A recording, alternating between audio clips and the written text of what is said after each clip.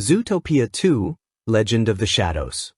2 years had passed since the frightening incident where predators lost control, and Zootopia had slowly returned to what its mayor loved to call the perfect city.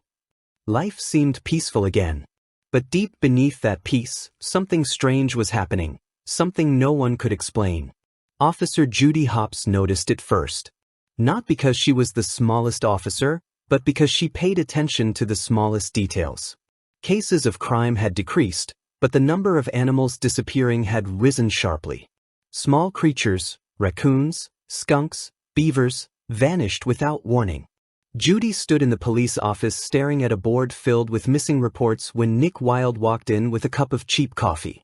"Judy, tell me we're not spending the whole day staring at missing posters," he sighed. "Nick, they all disappeared in the same district. The East District."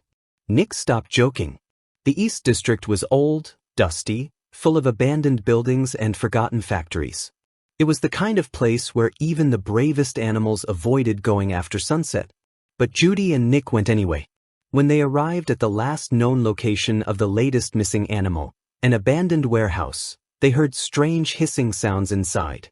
When Judy turned on her flashlight, dozens of glowing eyes appeared. A group of terrified small animals pointed toward a broken wall. A deep roar shook the warehouse. Then silence. On the wall were huge claw marks, far bigger than anything a normal animal could make.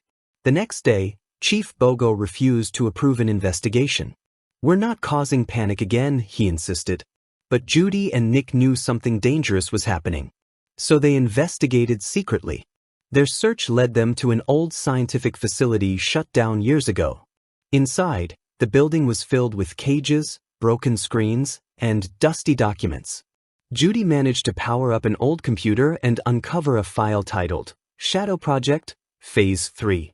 According to the report, scientists had been experimenting on animals, trying to increase their strength, size, and instinctual drive in order to create a new super police force.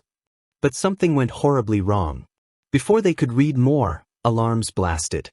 Red lights flashed. Something massive began moving below them. Then they saw it, a monster-like creature, enormous, running on all fours. They barely escaped as it chased them through the halls, but it stopped at the facility's exit, unable to leave. As soon as they returned to the city, Judy received a mysterious phone call. "I know what you found. Stop now, or Zootopia will never be the same." And the call ended. Determined, Judy and Nick continued digging until they uncovered the truth. The project had been created by Dr. Mirabelle Fox, a brilliant scientist who had disappeared years earlier and returned recently as an advisor to the city's security department. When they confronted her in her secret underground lab, she revealed everything. "Zootopia is fragile," she said calmly. "Chaos grows every year. I created the Shadow Project to build protectors, beasts strong enough to enforce real order." "You're creating monsters," Judy shouted. "No, I'm creating the future," Mirabelle answered. She pressed a button, releasing 3 gigantic experimental creatures into the city. Panic erupted. Citizens ran. Police tried to stop the beasts but were overwhelmed. Judy and Nick fought desperately to protect the city. Judy lured the first creature into an electrical trap that Nick activated, knocking it unconscious.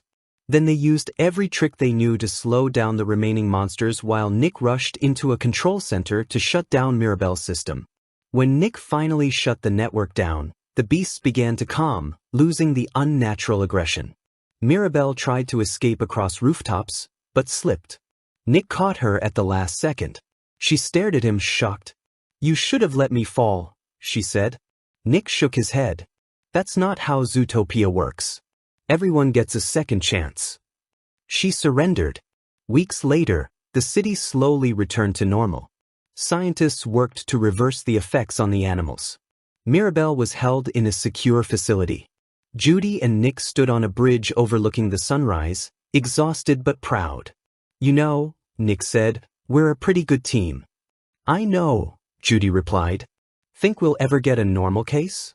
"Not as long as I'm partnered with you."